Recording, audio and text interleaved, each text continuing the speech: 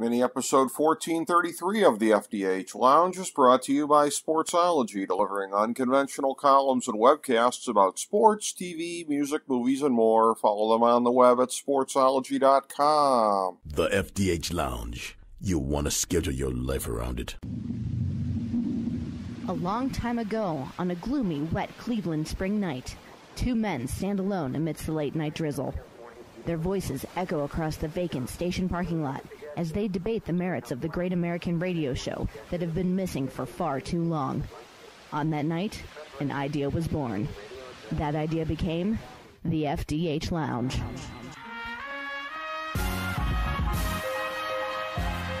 Welcome to the FDH Lounge. Hello, everyone. Welcome to FDH Lounge mini episode 1433. This is FDH Managing Partner Rick Morris with you here. We have our preview for the 2021-2022 NFL playoffs with a little bit more of a detailed look at Wild Card Weekend. We have that coming up, and we're bringing back a twosome along with me that we put together to great effect in December. So looking forward to talking football with these guys.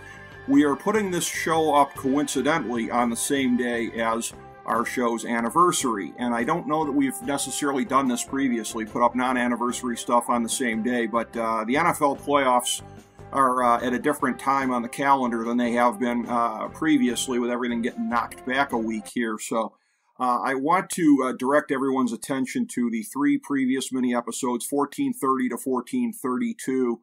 I want to thank my most excellent panel that I had. Fellow original dignitary Chris Galloway, who was there with us on opening night at the Old Sports Talk Network, along with Ron Glasnap, Anthony Petrone, Matt Petrone, and the artiste Johnny Adams. All of these guys coming together here for a great look back and primarily a look ahead. And this is the first time we've looked ahead as far as the 2030s. Nice little taste of some futurism here. What are cars going to be like? What's other technology going to be like? Energy sources, education, communications, music, all kinds of stuff, given our best guesses, as well as the usual hot buttons of politics and sports, although that was surprisingly sort of at a minimum. I was surprised at how little mileage we got out of that one, but so much other great talk and great things that everybody came up with, and emblematic of everything that we've ever done over the history of the show. We set out to be the show where nothing was off topic, and again, this is how it's gone all throughout. It's the help of other people that has really helped to achieve that vision and to carry out this kind of stuff. So thank you to those guys. Thank you to everybody that's been a part of the lineage thus far, and we have with us coincidentally here tonight somebody who came on board probably not long after the original Dignitaries. This was back in the Old Sports Talk Network days, and actually our newest member of the group here as well. So we really kind of span the different eras of the show with our panel here tonight.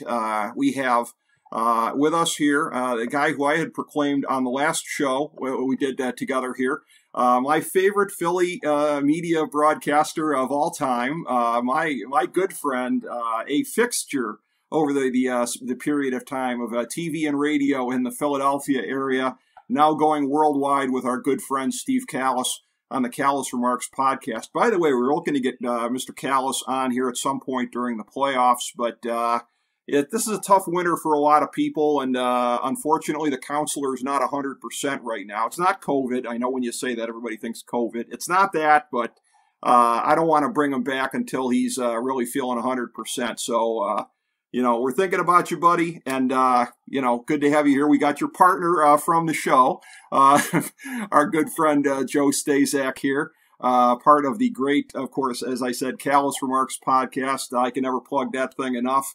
I love listening to it. I've loved being on with you guys, even if I have a particularly bitter memory of being on during the 2016 World Series and getting a little prematurely triumphant. Tonight's the night, guys. Tonight's the night. El Presidente's throwing out the first pitch. It's going to happen in our park. I remember it like it was yesterday, and, I refuse to take any kind of blame for that happening here. It was the Indians that choked it away, but in any context, always a pleasure to talk to you, Joe Staszak. How you doing today, my friend? I'm doing tremendous, Rick. How you doing, Derek? I'm all set to go. Playoffs are here. I love playoff football. A little melancholy. I hate when the season ends because it's so much fun every week, but now the second season begins, and I'm really looking forward to it. Well, who would have believed at the beginning of the season that it would have been, quite frankly, my team on the outside looking in with the playoffs here? I dare say nobody in America would have believed that out of these three teams, but here we are. Life is... I didn't want to bring it up. Well, you know...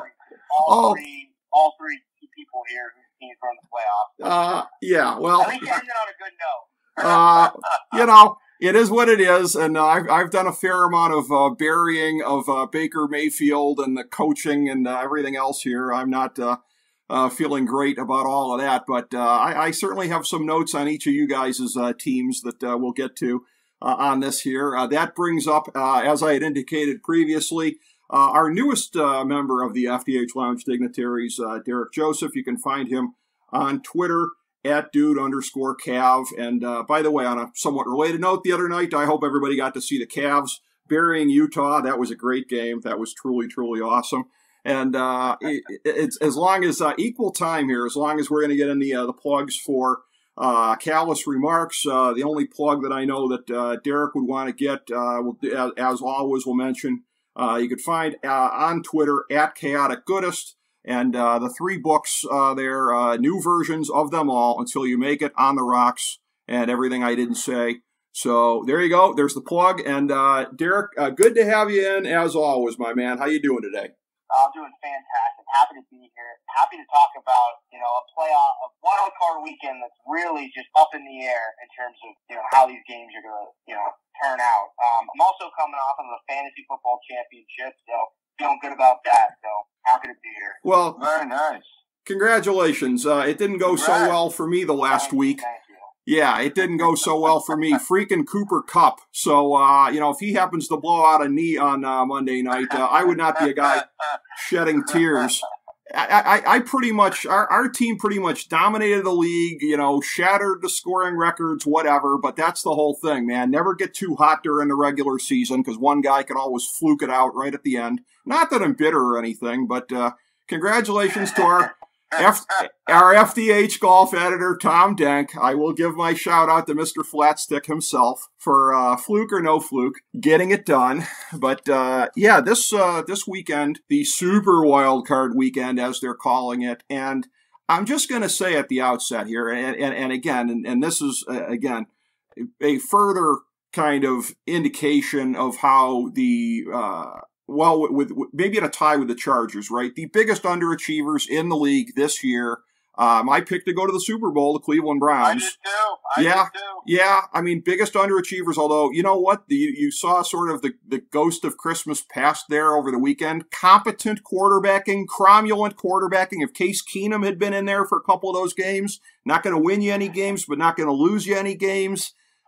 Quite frankly, the Brownies are playing this weekend, not making a Super Bowl Case Keenum, but the Browns are playing this weekend if that move had been made and Baker's airmailing ass had been stapled to the bench when it should have been. But regardless of that, in looking at this, so I freely stipulate I may sound a little bitter. I'm going to mostly direct this at the Eagles here, Joe, and looking at this when I say that, and with all due respect, and, I love it for your sake when the Eagles are going good, right? I referenced the last time you were on the show, driving back from a Super Bowl party in a freak blizzard. The two things I remember, almost losing my life on Sprague Road as the Mustang was fighting not the fishtail. Never drive that thing in a snowstorm, but what are you going to do, right? And drunk drivers are barreling past me as I'm fishtailing, but they're on the audio, on my phone, I'm listening to you doing the Eagles post game, and I'm feeling so good for you. So I want to establish, yes, my bona fides. I lost a whole boatload of money in an NCAA pool the one year. I think it was a winner-take-all $300 thing, but I thought, well, at least Joe's Villanova team wins the national championship. I lost my money in the pool, but Joe, I'm always happy for you. But I appreciate that, Rick. I had a pretty good last few years. The Nova, yes. Eagles the next year, the Nova again. I was living large. It was good. I stipulate that to stipulate this. When I look at the mediocrity of Super Wild Card Weekend, the fact that the Eagles locked up a playoff spot a week beforehand, notwithstanding not having beaten a winning team. Yeah, here's the other side of the coin. Notwithstanding not having beaten a team with a winning record the entire season. notwithstanding really all of this, being in a division that's hot garbage, okay? Let's be honest. Because you got a Washington team that regressed. You got the Giants, one of the worst teams in football. So I'm looking at this here, and the Eagles, to me, I hate to say it, Joe, but I got to be honest, they're sort of, I'll throw Pittsburgh in there too, the entire state of Pennsylvania while we're at it, and the Raiders, sort of the poster children for what looks to me to be an overexpansion of the playoffs this year. That's just what I see. You might be right. I'm okay with it because my team's in the playoffs. Yes. But I don't expect much, to be honest. I mean, we're all having fun. Like, I was laughing at people, like, trying to weigh. Let me see, Matt Stafford, Tom Brady, what the Rams. Are you guys kidding me? Are you kidding me? You're actually going to have to think about that? Right. Let's choose Tom Brady. Let's choose the GOAT to play against. People were actually excited about that around here. Well, they struggled on the stretch. We already beat the Jets, blah, blah, blah. Yeah, okay. I'll take Matt Stafford any day of the week.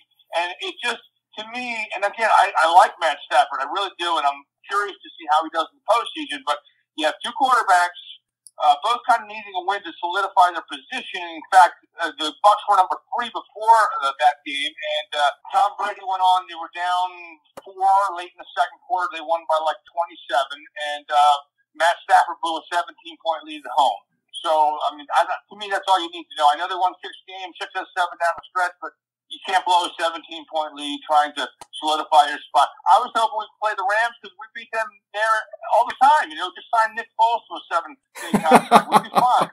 We'd be fine with that. But, no, you know, I'm stunned the turnaround this team made. They were unwatchable for the first – unwatchable. Yeah. They got blown out of Texas Stadium, Jerry World, on national TV, got killed by the Raiders in Vegas. They were horrendous. I mean, you know, I went to the Brady game in Philadelphia. Miles Sanders had 1 carry in the first half. I mean, Nick Sirianni had no idea what he was doing. Finally decided, hey, this isn't working.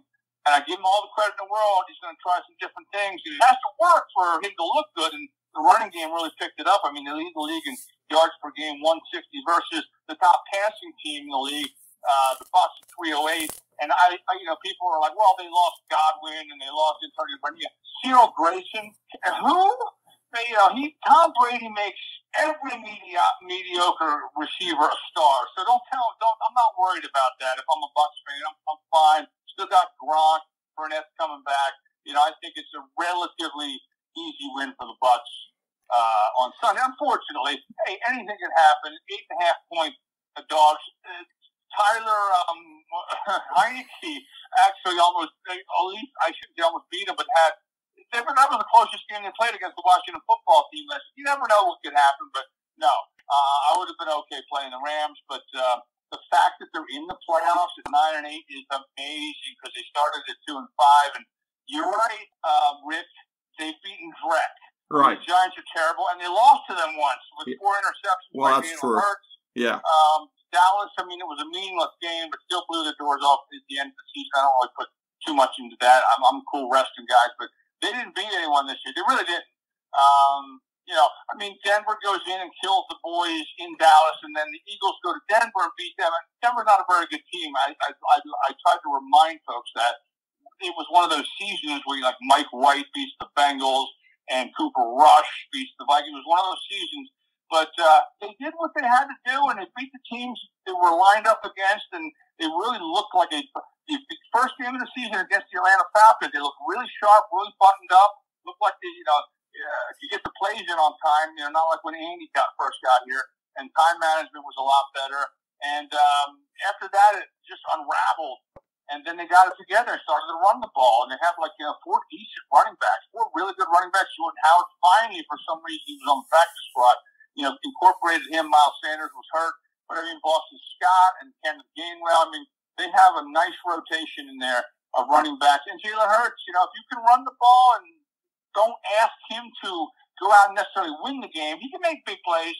But as long as he doesn't have to, you know, be Hercules, and they can balance the passing game with the running attack. And the defense got a little better, too. You remember 5 quarterbacks this year threw for a completion percentage of over 81%. That's only the second time in NFL history that's happened. They kind of tightened that up a little bit. But again, they weren't playing against very good quarterbacks since then. And then we'll see what happens, when they go up against Brady. I was at that game in Philly. I mean, it ended up, and the Eagles actually covered because they went for a meaningless 2-point conversion, but they were down 28-7 right off the bat, and it wasn't even a game. And I think Tampa just took their foot off the gas. But they hung with them then, but I don't think they hang with them on Sunday. Yeah, I applaud your sense of rationalism, Joe. Easy to tell that you are a longtime media pro with your stoicism and looking at the home team here. But Derek, your thoughts on the overall field, Derek? It strikes me as a thing where, again, I think there's going to be an awful lot of mediocrity on display this weekend, but in a lot of cases, I think it's going to make for some competitive games. And quite frankly, unfortunately, I expect that the networks and the NFL are probably going to be rewarded with better than average ratings for these games here, because I think a lot of these teams, with few exceptions, but a lot of these teams are going to struggle to get the upper hand on each other, and I would guess probably make for better ratings than we're used to seeing. No, absolutely. I mean, it isn't the strongest, but maybe it is the strongest. And the way I look at it is, all these teams that kind of either, no one's besides, maybe a Green Bay who's obviously not playing this weekend.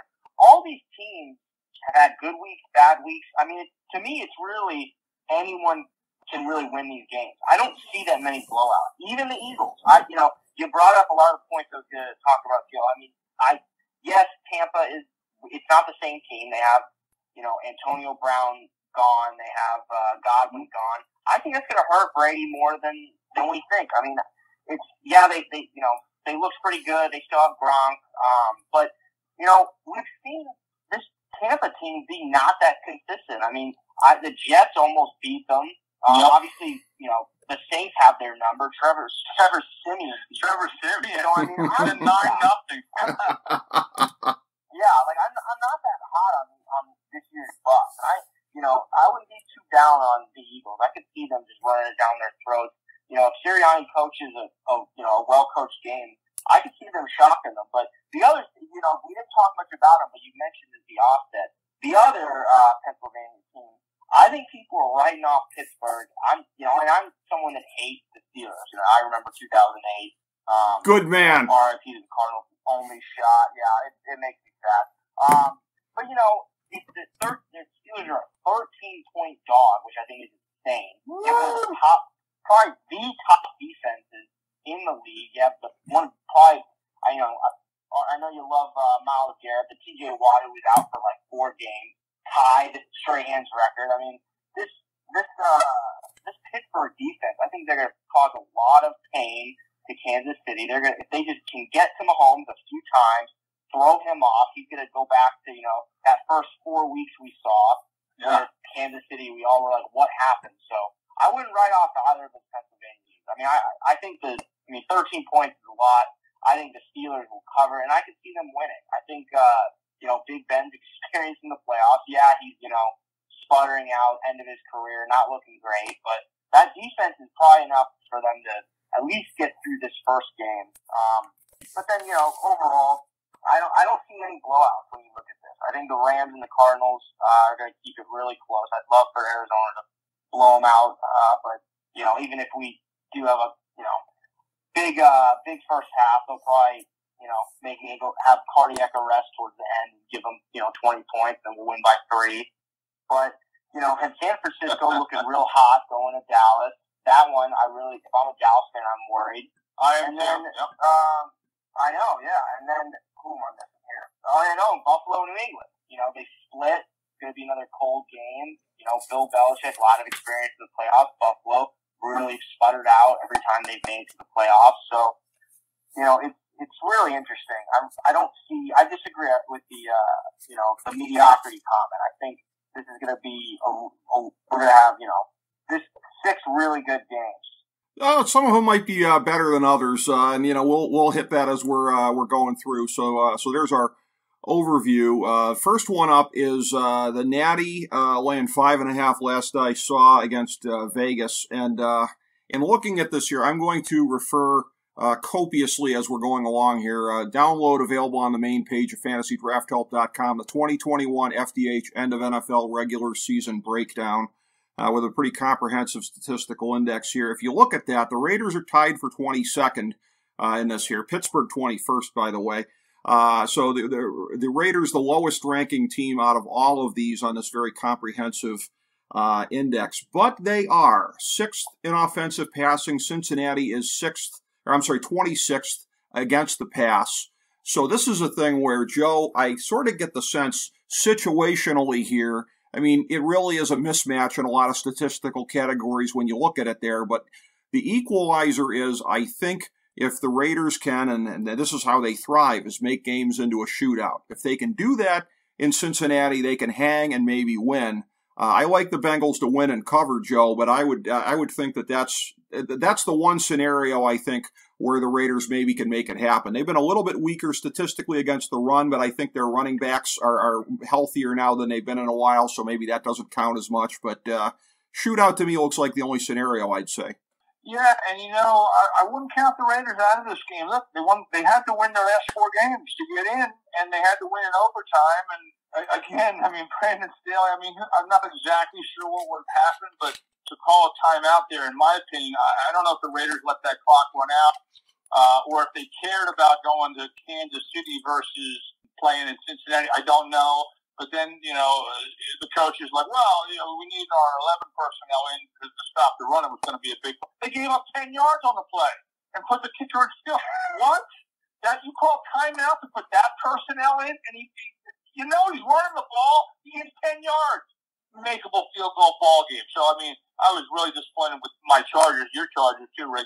And Brandon Staley did. But I like Derek Carr. To me, he's always been a little underrated, and he's had great years, had a couple great years in the past. Maybe the absence of John Gruden, he's more comfortable in what he's doing. But I think he's been great. They had to go. They knocked off the Colts in the second to last game of the season. I know they beat the Browns. They got killed by the Chiefs. They beat the Browns, Broncos. Okay, they had to go into Indy, and Indy needed to win the game. And I don't know if we should talk about that. But and then the Chargers game.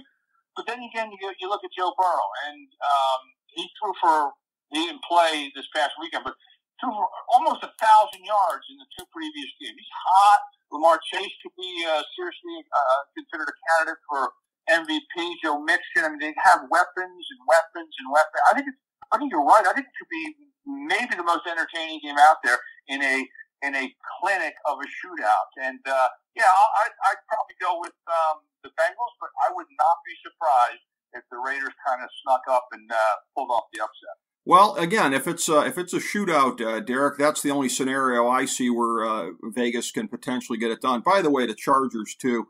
For all the noise that people made about year 1 of Brandon Staley and what they're going to be poised to do this year, the Chargers have been big-time underachievers in the AFC since, before the invention of the internal combustion engine. It doesn't matter if they're playing in San Diego, if they're in L.A., if Dan Fouts is the quarterback. Yeah, Phillip Rivers. It doesn't matter who the quarterback is. They're going to find a way to blow it one way or another. They do again. They allow the very inferior on-paper Raiders. Again, I can't stress it enough off of the statistical index. The Chargers tied for 15th, coincidentally with the Browns, the other co-biggest underachievers of the season. Vegas tied for 22nd on this thing here. But again, I keep coming back to that. Vegas 6th in passing, Bengals 26th against. If you're a Raiders fan, I think you got to hang your hat on that and that alone. And, one thing we didn't mention, we talked about being a shootout. Well, who typically wins in a shootout? The person that can kick, and Daniel Carlson has been clutch for the Raiders. That guy is just Mr. Automatic. So, I give the edge to the Raiders just because of that. The dude is just absolutely firing, missiles in terms of field goals. And, no one wants to talk about kickers. I know it's boring, but in the playoffs, kickers win championships. You look back at the Adam Vinatieri. Sure. So, Cincinnati has much better weapons, but this is Joe Burrow's first playoff appearance, unless I'm wrong there. But you're right. I think it was Cincinnati's first. Yeah, all right, just double checking. I know. Yeah. I feel bad for Ohio sometimes. I forget. But it's his first time versus Derek Carr, who he's been in the league a little longer, had a couple appearances. So maybe Joe Burrow, does he have that championship caliber blood? Yeah, maybe. He had obviously the amazing college senior season beating with LSU, so winning that. So maybe he has it, but I don't know. I still give the edge to the Raiders here. Well, Joe Burrow, the man is an honorary Ohio Bobcat, and I called high school football games in a stadium that is now named for him. So, yes, notwithstanding playing for the arch rival at the corner of the state here, I'll root for Joe Burrow in a situation like this, and I've never been anybody with any love for the Raiders, so I know what I'd like to see Saturday. I think it's going to coincide with what actually does happen. Gun to my head, this is where it gets a little foggier in the night game here, because this is truly one that could go either way. Patriots-Bills, Bills laying 4 as of the last I saw on this. What's very interesting here, and this is kind of counterintuitive, and I was one of the people that really piled on the Bills heading into this season, Joe, of when is this team going to take the run seriously outside of Josh Allen. And Josh Allen has continued to be a big part of their running game, but boosting themselves by the end of the season to 6th in the league. Really, again, kind of interestingly, kind of like the Philadelphia way of doing it, right? A little bit of committee with the quarterback involved in there, but it still comes out to 6th. New England 22nd against. So I don't know if this is a playoff matchup that we would have expected to see at the beginning of the year. I don't know that we would have expected if we were coming into this to say, well, the way that Buffalo can do it is they can use their well-established running game against the weakness of New England. But here we are. That's the scenario. So as much as, again, everyone puts it on Josh Allen and what the team's been able to do vertically here, I think the game might be won or lost in the trenches. I do like the Bills to win and cover. And I think they're going to be successful in doing that. I agree. I liked the Bills at the beginning of the year, and they started off hot, and then they, went into Tennessee, and Tennessee thumped them, and then, I lost to Jacksonville 9-7-6. They've been up and down. That first game against the Patriots, everyone made a big deal out of that, but that was kind of an anomaly type game where Mac Jones, I think, threw the ball 3 times, 2 of 3, and they ran for over 200 yards. There's something to be said for that as well. But one of those runs was a big long run, 67-yarder.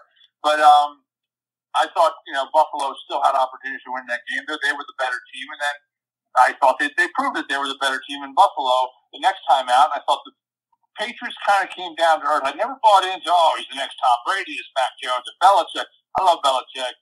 Don't get me wrong. He's phenomenal. Mac Jones, to me, is a rookie. I do not like rookies. As a rule, especially quarterback rookies, in a playoff game on the road against the team that, you're right, Rick, it's about time that Buffalo stepped up. They haven't been able to do it, haven't been able to get past Cincinnati, and the one year they lost to Jacksonville, and by a field goal. I think it's time for Buffalo, and I think, again, if they can get that big mo going, again, they have a good defense. I always, look at a game and say, all right, who's the quarterback for this team, who's the quarterback for that team? I'll take Josh Allen over most guys in the league, let alone a rookie who's done a very nice job. He really has. He's done everything he's been asked to do, but he's not a guy who's going to win you a game. And I think you're right. Buffalo's running attack versus New England's defense, who isn't great against the run. But I also think that Belichick will dial some things up, and he'll get more pressure on Josh Allen somehow, and it'll be close, but I think Buffalo pulls away at the end. Yeah, that's kind of what I see. And in looking at this, Derek, I got to say, when I was putting together the statistical index, I was really kind of shocked at how strong Buffalo set up here. According to this thing, if you look at just the numbers, Buffalo's the best team in the field and should be a strong favorite to win the Super Bowl. But it's one of these deals where, again, they were a team that at the beginning of the season, I thought, yes, they're the strong favorites to win the division and deservedly so, but I thought they were a little bit overblown as a Super Bowl contender, and I really thought that defensively they had more holes than people thought, but particularly the way they've played in the second half of the season, they've really made me eat my words, and I think it's really going to be very, very tough for, as Joe said, a rookie quarterback going in there Saturday night to try and win this game. No, I don't disagree. And I've been looking at the stat layout here. It is pretty. I was not expecting to see Buffalo number one with shocking, right? Every single statistical category. It's very shocking. But I would have to give the edge to Buffalo, but just for the similar reason Joe said, I don't know how much I trust a rookie quarterback here. However, I do trust Bill Belichick in the sense that if he he is able to get turnovers off of Josh Allen and then capitalize on them. I mean, you saw Josh Allen, he had a weird stat line the last week. I think he had 2 rushing touchdowns and 2 interceptions. It was very bizarre. He's a little wild with the ball sometimes. He's wild with his fumbles. He's wild with his interceptions. He's a great quarterback, but, sometimes he kind of just, runs around and flops around. And if the New England can really get those turnovers and then capitalize them, keep time of possession. Don't give Josh Allen the ball, which I'm sure is, New England's game plan. I'm sure that's what Belichick's scheming for. I really see them coming out with it. So, but that's a lot of ifs. And just looking at it face value, I think Buffalo wins this 9 times out of 10. Mm-hmm. Yeah, so we're all in alignment on that one, and we may very well be on the outcome of the next game, whether or not we agree on the spread. You got Philly getting 8.5, going to Tampa here, and a couple of things that really kind of jump out at me, Joe, is that the Bucs second in the league offensive red zone. So when they got down there, they took advantage of it. And you would know the next part very well from having seen it. Philly 28th defensively. If the other team got into the red zone, they were almost guaranteed to get a touchdown. So, I mean, that can't happen. You got to hold Tampa if they get down there to more field goals than you would expect with this matchup. The Bucs are second in third down offense, but Philly, in terms of their defense, they're 24th. So again, that's not good. And I know that pain as a Browns fan of seeing endless series just get extended and extended and extended. The equivalent of endless offensive rebounds in basketball when you're giving those up. So once again, Philly can't do that if they're going to have any kind of a chance. So 2 things right off the bat that are big matchups for Tampa that cannot sustain themselves here if that's going to be the case. The Bucs have been vulnerable through the air, 21st in passing yards, but Philly only 25th in passing yards. So you look at it and it's like the thing that Tampa Bay has a little bit of a vulnerability with defensively, Philly is not super poised to exploit. So, I mean, you can look at the other side of it like, oh, well, even Jalen Hurts might be able to make something work here. I mean, you could look at it that way. And it's like, I can't even believe I'm saying this after everything I just said. I still think Philly has an excellent chance. Gun to my head, I would say they're going to cover in this game. I see it being closer than 8.5, but there's no way I see it going any way other than Tampa Bay advancing another week. It's with so many things that have gone on in the NFL this year, it wouldn't shock me. It really wouldn't if the Eagles hung tough, because if anything, they played very tough and they have finished games very well. Problem is, in the last 3 weeks, they are the worst first quarter team. I think it was the last 4 weeks, first quarter team in the league, but the best through quarters 2 through 4 because they got down to the Redskins, or watching a football team, like 10-0, down to the Giants. Who else did they play down the stretch? They got down in another game, I think, in Washington again, and they came back, and it took them time. Same with the Giants game, and over the course of the game, the better team won and kind of won going away. But you can't get off to a slow start against, Brady. They did that in Philly, and they just couldn't climb out of that hole. I mean, they made it kind of a game, but I think, again, Tampa could have, been up 42-20 or 21, whatever the final was. And you're right, when they get in the red zone, I mean, O.J. Howard should start on most teams. He's the third-string tight end behind Cameron Brate, Rob Gronkowski, and I do think, I agree with Derek, that you're not going to be able to replace Antonio Brown and Chris Godwin, although Chris Godwin last playoffs, I mean, I don't think he met a ball he couldn't drop last year, but anyway, in playoffs. But I think once they get in the red zone, they're deadly, and the Eagles defense, I know they won, I think it was 7-2 or 7-3 down the stretch, but they didn't really play anybody. And again, when they did play very good quarterbacks this year, I mean, Derek Carr, 92% completion. What? 92%, and 4 other quarterbacks. Dak was over 80. Brady was over 80. I mean, it was really ridiculous. So again, they're going up against a very good quarterback. Getting into the red zone could be a problem for the Eagles. They look like the Patriots did when they got in the red zone. The same plays, and Brady seemed to have such a grasp of this offense like he did New England, and they made it look easy. I was in the end zone for that last game, and they kept coming towards us, and some nice. I like the play calling. It was creative. O.J. Howard had like 10 catches, and again, he's like the third string quarterback, or tight end, although he was second string at that point. But yeah, I think that again, it could go either. I mean, it could be a close game, but I kind of don't think so. I don't think the Eagles are quite ready for prime time. Although I do think Tampa Bay, as Derek said, has some vulnerabilities. Struggling with the Jets. And they, if you watch some of the games this year, I mean, they pulled some out, but then, they get Trevor Siemian comes out of nowhere, backing up Jameis Winston, who was a backup to Drew Brees last year. He beats them on national TV. Brady, a rare pick on the final drive where you thought, they're going to just go drive down the field and win. But they have some vulnerabilities, and they lost a couple weapons. Burnett's coming back, which is going to be important. And, again, I do think the Bucs win and cover on Sunday. Well, and you mentioned Rob Gronkowski, a guy that I would guess that Derek absolutely loathes from those TV commercials. Whole lot of stolen valor going on in those commercials, let me tell you. But they're more cringy than anything else. I love that. Well, yeah, they're very cringe also too. Stolen valor plus that, yeah, it doesn't win on any level. But in looking at this, I know from our sort of introductory comments here that you think that. Philly has a good chance of at least making Tampa sweat all the way through this thing, huh?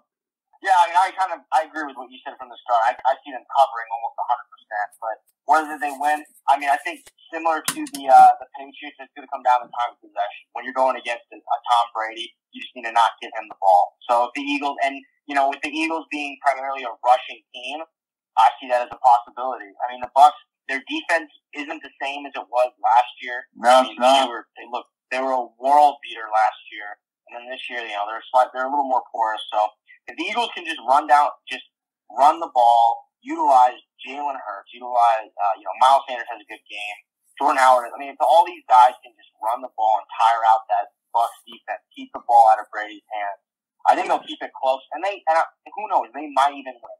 I really do think that this Bucs team being depleted is going to affect them. Yes, Brady is able to make stars out of, literally anybody on the field. But I do think it is going to affect them. I mean, that's, part of that is, yeah, they did it last year, but another part of it, most of that was when he had Belichick coaching him. And, I love Bruce Arians. He was a Cardinals guy, brought us, we had that great run in 2015. But, I don't know.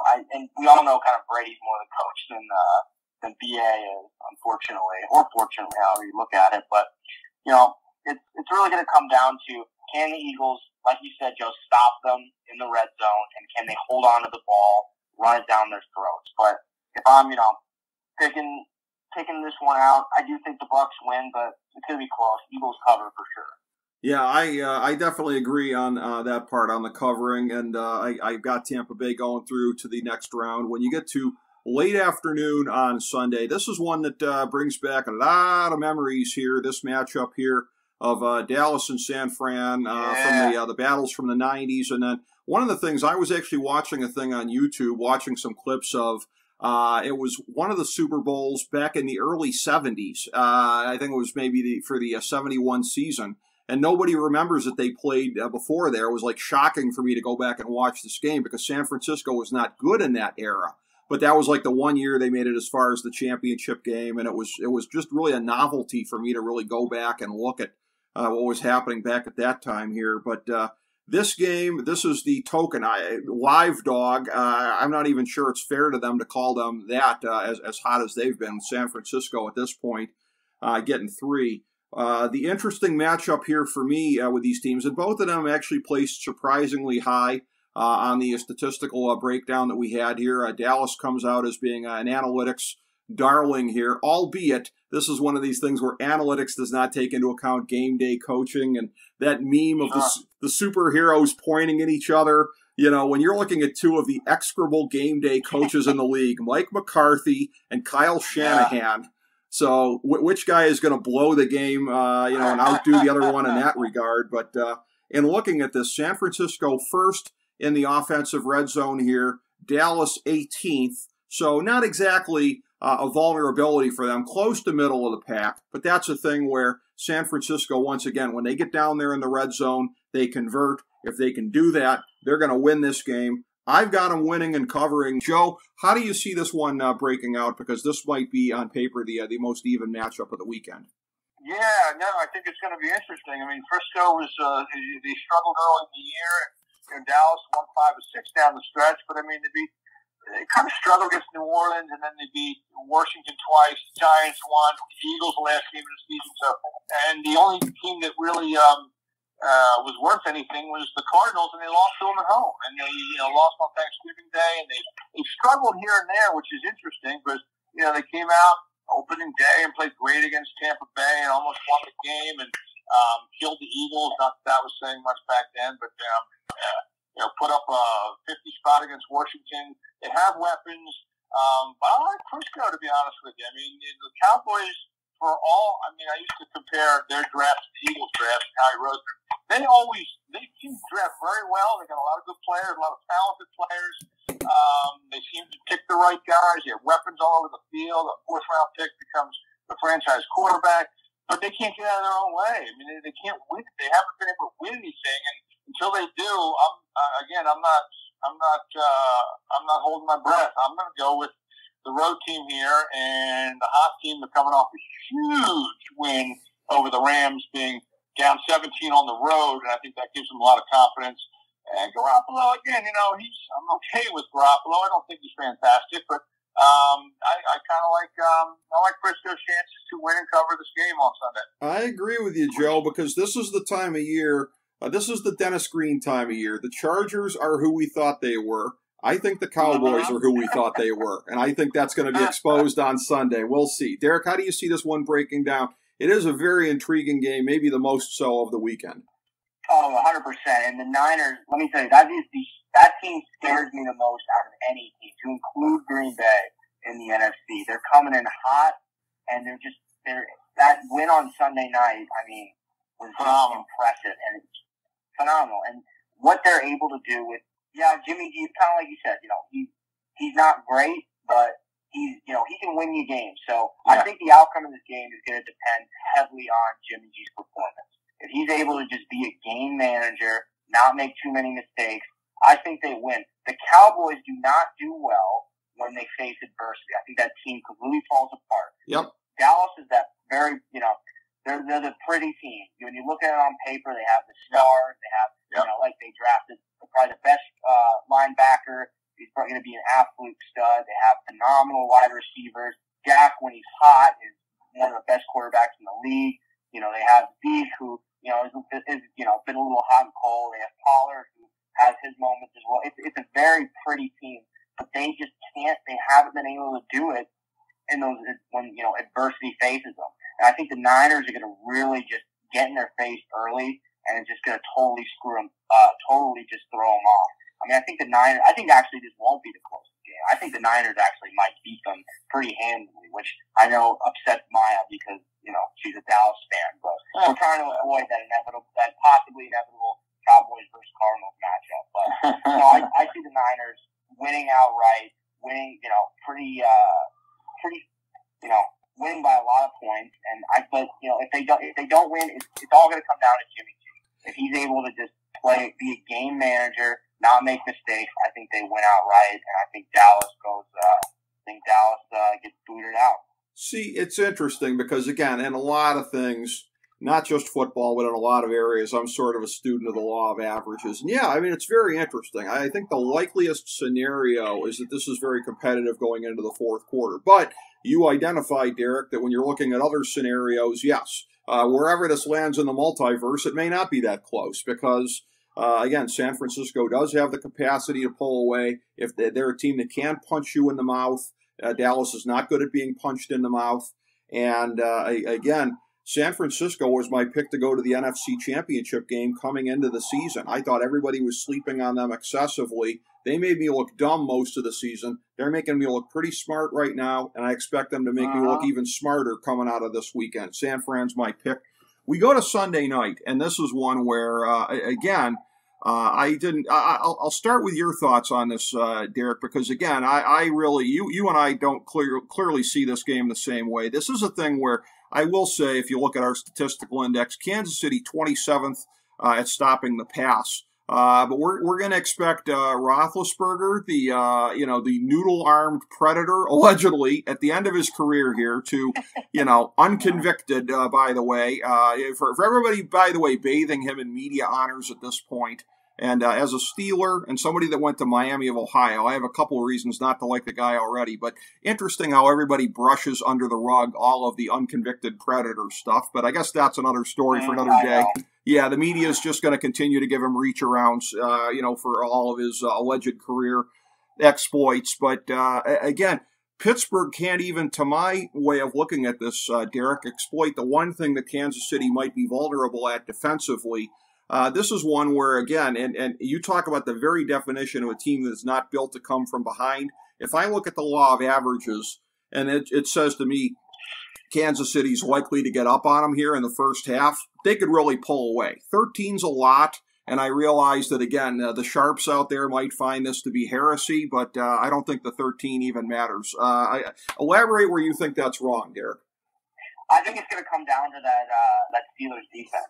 I mean, I like the kind of what I said in the overview. I really think they're going to get Mahomes' face early, and they're going to make him make a lot of mistakes, and they're going to capitalize. I mean, you're right that Ben doesn't have that arm anymore. They're not going to be able to torch him, with these chunk plays. But they don't need chunk plays if their defense is getting fumbled and they're setting them up in good field position. They're getting picked, setting them up in good field position. I mean, I know Mahomes is probably the number 2 quarterback in the league right now. I mean, when you look at it, especially these last couple of years, they started off slow this year, but I think he's very capable of making a lot of mistakes. We saw in the beginning of the year he was making a lot of bad throws, bad interceptions. Now, a lot of them were based on drops by his receivers and how they kind of play. But I really do. I see the Pittsburgh defense capitalizing off a lot of forcing mistakes, capitalizing off mistakes, and putting Ben in positions where he can score and he can still be, the great quarterback that he was. I don't expect if they end up, if Kansas City ends up getting a big lead in the beginning, no, I don't see Pittsburgh coming back from that. So in that scenario, in that multiverse scenario, I do agree with you, Rick. But the way I see the game playing out is Pittsburgh's defense making Mahomes making mistakes, and they're gonna force him to just make bad throws, and then a lot of it is gonna depend on his receivers, what kind of game Kelsey has. But love Andy Reid, but Mike Tomlin, he's a sneaky coach, he's a smart coach, and it's one thing we didn't talk about with the last game, and why another reason I think that the Niners come out. I don't trust Mike McCarthy at all. I think he's an idiot. But going back to this game, I think Tomlin is just going to figure out how to scheme that defense well, and they're going to force Mahomes to make a lot of mistakes. So that's it's not. I don't know if I necessarily see them winning, but it's covering 1,000%. Quick follow up on that, Derek. I'm taking Kansas City. All right, quick follow up there, Derek. In the interest of equal time here, as much as I cited the one thing of Pittsburgh not being able to take advantage of something Kansas City leaves open, there is a little bit of that on the other side as well, because for everything you're saying about the Pittsburgh defense, they do show up as 32nd in the league against the rush. However, Kansas City only 16th, and everybody right there seems like they're banged up.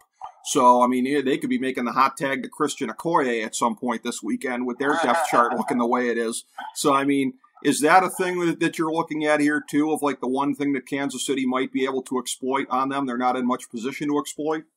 Yeah, I mean, I don't know. As much as the stats say that, I'm gonna be, that old school football coach right now, and kind of, I like to throw out the stats when it comes to the playoffs. Ever since, the Giants were able to beat New England.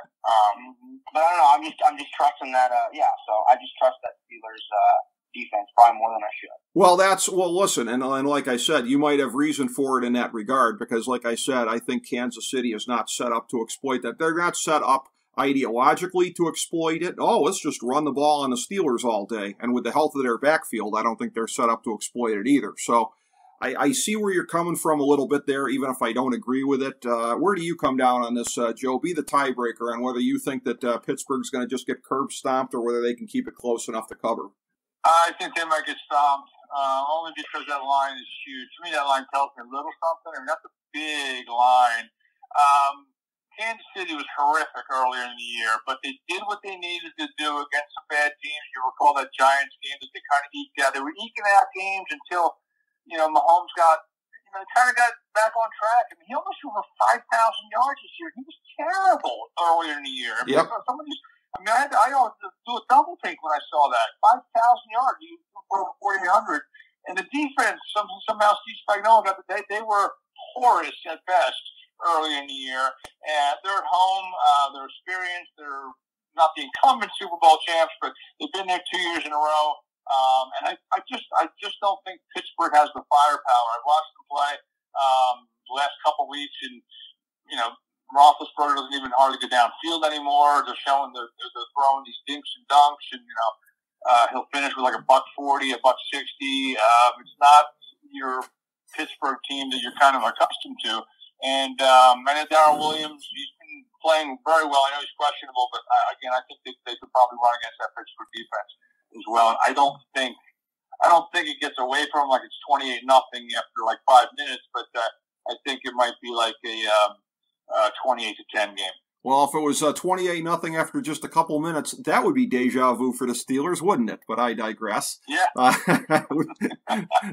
Nothing we didn't see last year, as I recall. But all right, we go to the first ever Monday night game in the history of the NFL playoffs. I love that. Nice little money grab here, and they're thereby really disadvantaging whoever comes out of this game with a short week here. So it's Arizona and the Rams. Rams laying 4 at home. And Derek, I'll start with you since this game is super near and dear to your heart. Arizona 6th in the league in third down offense. So get down there, convert. That's the whole name of the game for them. Obviously, that's when Hopkins was in there, and that is the big fault line of the season before and after Hopkins. The Rams only 21st in third down defense. So that is an area where they remain vulnerable, is allowing teams to convert there. Again, Arizona getting off to that gaudy 7-0 start, and when you were on the show previously, it was somewhat on the heels of that, but a rather fugly 4-6 down the stretch. Very unsightly, and the Cardinals, in the end, sort of coming out exactly where I thought they would be. Like, they'll be in the playoffs because the NFC is a mess of hot garbage once you get past the top teams, and 11-6 is not far off from where I thought they would be, even if the journey to get there was not what I expected. So how do you see this Cardinals team, sans Hopkins, one more week, lining up against the Rams? The Cardinals are road warriors. We all know that. I mean, it's the most bizarre stat line of all time. Yeah, right. I understand why they can't win at home. I know. It makes zero sense. So they're split with LA, winning on the road, losing when, they played at home. So I think that's in their favor, believe it or not. They're other road warrior team. But, I think there's a lot of factors that are going to come into play with this game. Kyler Murray being the first one they're talking about. This is his first playoff game. So he's either going to come out and light the world on fire or he's going to fold in half. We saw, against Seattle, we saw him get sacked a lot. So if I'm LA, I'm doing exactly what Seattle did. I'm going to turn up the blitz and I'm going to just absolutely use Aaron Donald and just rip Kyler apart, because for some reason he doesn't want to run. He didn't want to run in Seattle. I don't know why. Maybe he's hurt. That's always a thing. But he's the first factor I see. Can he come out and show off that this is, he is a playoff caliber quarterback, that he is a franchise quarterback, or is he going to fall through? On the other side, Matt Stafford. He is just bizarre because you saw, again, beginning of the season, they looked like world beaters. And then they went through that thing. Matt Stafford, if he's playing like good if he's playing like LA Matt Stafford, they probably win. Or does he play like Detroit Matt Stafford, which we saw several times this year, where he made ridiculous interceptions, and then they blow a step. They're coming off of a ridiculous 17-point comeback against San Francisco, where they, if the Cardinals had just won, the Rams would have lost their control of the NFC West. So that's the quarterback play is going to be huge here. The next thing I see is J.J. Watt. He is templated to maybe come back, and you look at him, you look at his stat lines. Was he a world beater? He's towards the end of his career. No, but for some reason he is just a centerpiece in that defense. So I think he comes back, and that's just going to put the momentum, at least early, on the Cardinals side. That defense, sometimes they look great, sometimes they look awful. They started off the Seattle game with a stupid score, which you love to see, and they look porous, most of the game. They were in and out. So how that defense plays is going to play the other half of it. But, maybe I'm being biased, but I do see Arizona winning. I think, the momentum had the chance to be in their favor early on if J.J. Watt's back in.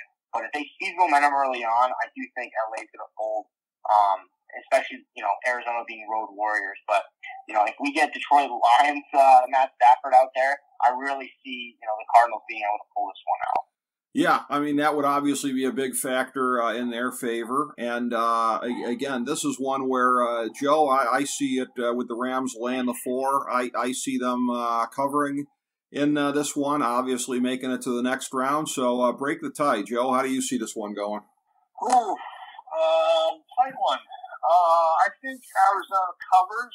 I don't know if they win the game, although most of the time the team that does cover actually wins the game. It's a low spread. But I thought the line would be probably 3, and I think it's a little high. So I'd actually lean towards the Rams to cover this game. There was a stat before the Week 18 game. Matt Stafford had the best fourth quarter quarterback rating in the league, above any other quarterback. It was over 100 in the fourth quarter. But then I saw him play against San Francisco in the fourth quarter, and to me it looked like he didn't just not play well. It looked to me like he choked a little bit. Like that last interception, when you're hesitant, you're not sure, you're going to underthrow people instead of, when you're all hyped up and overcome, you're going to, usually throw balls high. Or he, to me, looked like he wasn't confident stepping into his throws there. To me, it looked like a little bit of a choke. Now, I know everyone's talking about, well, Matt Stafford hasn't won a playoff game, of course, and he was in Detroit, and I can't blame everything on the surroundings there, although it wasn't in a good spot. But the Cardinals, after that start, we did that show, they haven't been that impressive. And I know there's been some reasons for that. I do look at the quarterbacks, and who knows? I mean, Kyler Murray, hell of a quarterback, and pull it down, fastest quarterback I've ever seen, aside from Michael Vick. But I think Stafford rises to the occasion here. I think the line, to me, should be around 3, maybe even 2.5. So I think it's a little high. I think it's a little screwy. And I'm going to say Matt Stafford gets off the proverbial schneid and wins his first playoff game against the Cards. And I see you working, Joe, and that's what I do a lot of times, too, is that if there's a line I don't completely understand, a lot of times I do the whole, and this is the dated commercial reference of why ask why, right? Sometimes you just go the other way than your instinct if you think the line is trying to tell you something, and the old smart money's moving it a certain way. But looking beyond this here, we'll wrap by looking at the remainder of the playoffs here. Of course, the teams that are off this week, I still can't believe I'm saying this. Tennessee, the 1 seed in the AFC, Green Bay, the 1 seed in the NFC. I have been running around shrieking everywhere at the top of my lungs about what a fraud Tennessee is, calling consumer fraud hotlines and bellowing in public. And I was told the other day, sir, this is a Wendy's. And I'm like, I don't care. I want you to know that Tennessee is a fraud. But, again, they're getting Derrick Henry back. They made it this far. Look, I would have picked Cincinnati. I thought about picking them for the upset the following week because I see Cincinnati playing them. I went back and forth on this. I think Tennessee's got enough to get past for one more week. I've got Kansas City in a thriller over Buffalo. And if you look again at the statistical index, it's hard to pick against Buffalo. But I'm going to stay with Kansas City the way they've played the second half of the season. Rematch from 2 years ago in the AFC Championship game. I will go with Kansas City again over Tennessee. In the NFC, I've got Green Bay over San Francisco, getting past that bugaboo from 2 years ago of being able to beat the 49ers. And I'll take Tampa again. I'll take Tampa over the Rams the following week for the reason that you guys had said, that the Rams can be kind of up and down. I don't think they've solved that yet. Tampa over Green Bay yet again in the NFC Championship game. The more things change, the more they stay the same. I'll say the same Super Bowl outcome, too. I'll say Tampa over Kansas City in the Super Bowl after a weird year. Derek, my pick is for continuity as we get further in the playoffs, as shocking as that might seem. Yeah, I mean, the repeat Super Bowl, I don't know. Maybe at the start of the season, well, maybe now at the start of the season with the way Kansas City's playing, but I see Green Bay actually getting through the hump this year. So the NFC is pretty set in my mind. I think Green Bay is just. I think Aaron Rodgers and Devontae. I don't know. That Green Bay team is just scary. I could see. I'd love to see my Cardinals sneak all the way through, get their revenge win against Green Bay. But just based off the picks you had on the stat sheet, I think Green Bay comes out over top and gets to the Super Bowl. AFC. I definitely agree. I do think Tennessee is a massive fraud, but I think the AFC is absolutely up in the air. I could see every one of these teams besides, Pittsburgh, but I could see Kansas City getting there. I could see Cincinnati getting there. I could maybe see Buffalo getting there. But I'm gonna do the dark horse pick. I'm gonna go ahead and actually say Cincinnati. I think Cincinnati is gonna somehow pull this off. Interesting. So we still don't get the Super Bowl I rematch everyone's been looking for here the last couple of years. No Green Bay, Kansas City, no Aaron Rodgers, Pat Mahomes. I got Mahomes making it, and you got Rodgers making it. So once again, we missed that one, Derek, according to each of our predictions. So you never know how this is going to shake out. Maybe this is the year we get that. I don't know. Joe, what do you see in the old crystal ball here as we get further into the playoffs? We have two completely separate Super Bowl predictions here thus far. What are you looking at? Is Justin Herbert still in the mix? Because I had him at the beginning of the year, no? Yeah. By the way, he's the only, you think he's the lead. He's the only elite quarterback in the league who's been healthy all year, and his team didn't make the playoffs. So, go figure the Chargers out. Right. Yeah, it serves me right for taking the Chargers. But I think Buffalo. I think Buffalo emerges this year. I liked them at the beginning of the year. Thought they might go to the Final Four. I like their quarterback. I don't think Kansas City is quite right. I mean, they seem to be at least in a better situation. I'm not a big Andy Reid guy in big games, as you know, if you've listened to me for 14 years here in agony, watching coach my football team. But I like Buffalo to come out, and I'm with Derek. One of my rules is don't bet against Tom Brady. Find another game. You know what I mean? Like, there's other games to play. I do think that it's really hard to go in to, if anyone could do it, it's Brady, but to go on the road back-to-back years and win the NFC title game on the road against the Hall of Fame quarterback like Aaron Rodgers. I think Green Bay has improved that much this year, and I don't think Tampa is what they were last year. And I mean, I know they had the Green Bay kind of collapsed. The Scotty Miller kind of Hail Mary at the end of the half, and then they decide to try to kick a field goal there instead of let Aaron Rodgers on fourth down give it a shot. But I think Green Bay has been very smooth this year. I know they lost to Detroit, throw that game out. But I think they've been the best team all year, and they've got certainly one of the best quarterbacks I've ever seen. So I'm going against what I usually do.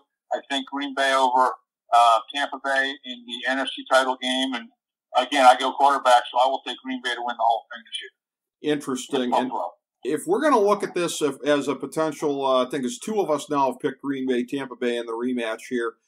Green Bay can win if they don't let this statistic be the destiny. As I'm looking at this here, Tampa Bay second in offensive red zone conversions, Green Bay defensively 29th. Similarly, third downs, Tampa Bay second in conversions, Green Bay 23rd in stopping teams there. So if Green Bay... if they can turn that around, if Green Bay doesn't keep the third down defense on the field repeatedly here, if they do a better job stopping them in the red zone, then yes, I think that's the scenario where they could possibly get by Tampa Bay. But very, very interesting to see how the three of us had this all shaking out here. And once again, a really, really excellent panel with you two guys here. Again, this is just, I'm sure, impossible for anybody listening to believe. This is only the second time the three of us have ever done this all together, and this won't be the last time here in Talking Football on the program. Yeah, it really, really was. So, Joe, Derek, thank you very, very much. Our FDH Lounge dignitaries, Joe Staszak and Derek Joseph, good to have them here as always. And again, thank you everybody for checking out this mini episode of the FDH Lounge.